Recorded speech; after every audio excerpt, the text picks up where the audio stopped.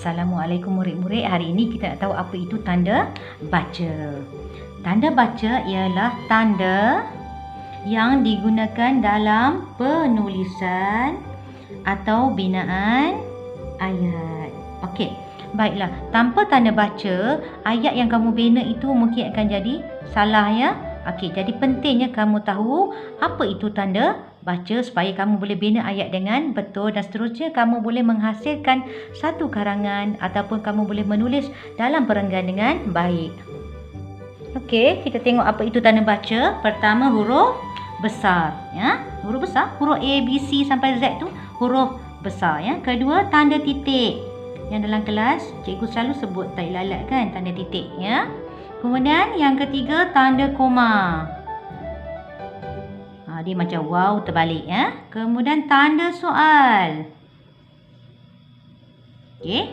Yang kita belajar dalam kata tanya dulu ya. Kemudian tanda seru.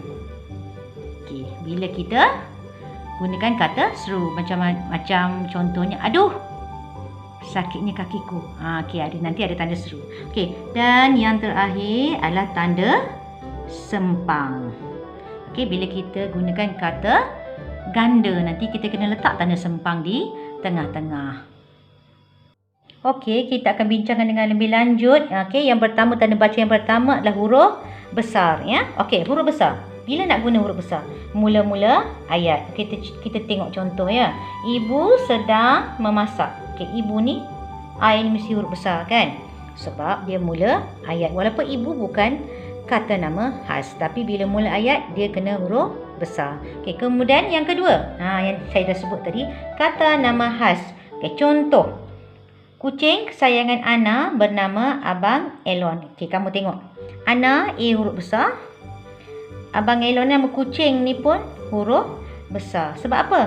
Walaupun dia berada di hujung ayat, bila dia kata nama khas, dia tetap kena tulis huruf besar di hadapannya. Okey, tengok Ana ni berada di tengah-tengah ayat kan? Ana nama orang, kata nama khas. Jadi dia tetap kita kena guna huruf besar. Begitu juga kucing tadi dah jadi kata nama khas sebab kita bagi nama kucing tu. Okey, jadi bila nak guna huruf besar, inilah dua keadaan di mana kamu kena guna huruf besar, iaitu mula-mula ayat dan yang kedua bila ada kata nama khas. Tanda baca yang kedua ialah tanda titik ataupun tahi lalat tadi kan. Okey, contoh dia. Okey, bila nak guna tanda titik di hujung ayat. Okey, contoh ayat. Ayah sedang mencuci baju. Okey, ini kamu kena letak tanda titik. Ya. Okey. Itu tanda titik. Mudah saja kan tanda titik di hujung ayat. Okey, kemudian kita tengok tanda baca yang ketiga, itu tanda koma yang macam huruf wow tu ya. Okey, bila kamu kena guna koma? Okey, bila kamu nak berhenti sekejap. Okey, ingat lagi tak? Kita selalu buat memberi respon, memberi maklum balas bila ada arahan, perintah, permintaan kan? Okey, kita akan jawab baik ibu. Jadi kamu kena letak koma di sini nak berhenti sebentar. Baik ibu.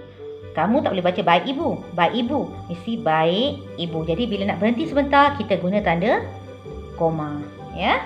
Okey, seterusnya apabila nak guna koma bila ada lebih daripada dua perkara yang kita nak nyatakan. Okey, contoh dia.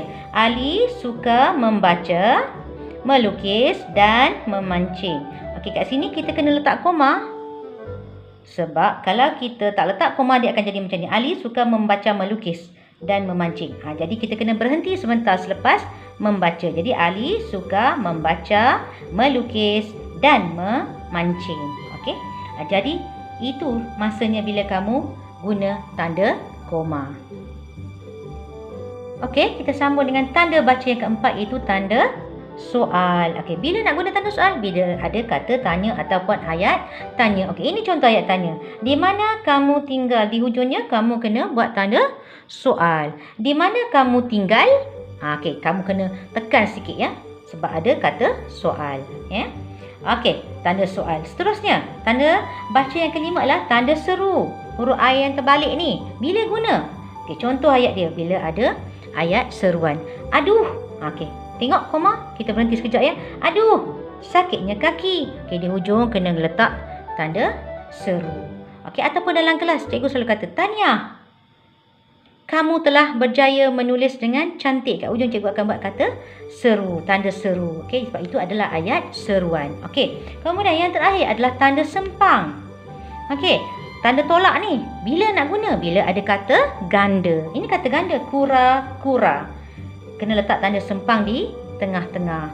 Dan contohnya murid. Kalau kamu murid seorang, tapi kalau murid-murid dia dah jadi bilangan yang banyak. Jadi kamu kena letak tanda sempang. Dia dah jadi kata ganda. Okey? Cikgu harap sedikit sebanyak kamu faham apa dia tanda baca yang ada dalam pelajaran Bahasa Melayu tahun 3. Terima kasih. Assalamualaikum.